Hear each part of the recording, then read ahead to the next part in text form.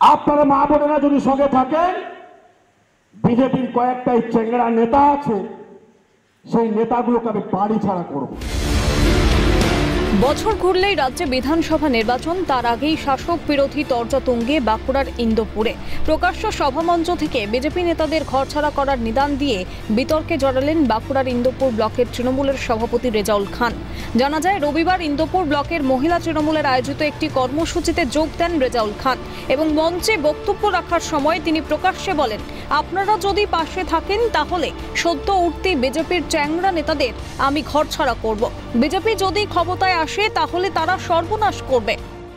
BJP আগামী দিন সর্বনাশ করবে, সর্বনাশ করবেন। আপনারা যদি সঙ্গে থাকেন,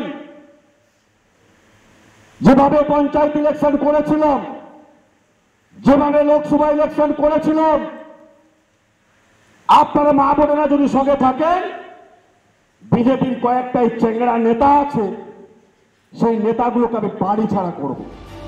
যদিও পরবর্তীকালে নিজের বক্তব্য কিছুটা শুধরে তৃণমূলের ব্লক সভাপতি রেজাউল খান বলেন, একের পর এক নির্বাচনে আমরা বিজেপিকে হারিয়েছি আর আগামী দিনেও রাজনৈতিকভাবে বাড়ি ছাড়া করব।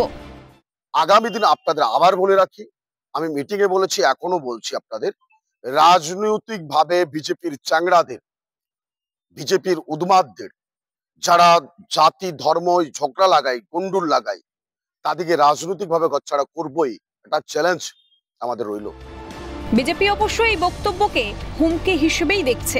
বিজেপির দাবি, তাদের কোনো চ্যাংড়া নেতা নেই। যেভাবে বিজেপি পাড়ায় পাড়ায় আন্দোলন শুরু করেছে, তাতে তৃণমূলের নেতাদের মাথা খারাপ হয়ে গেছে।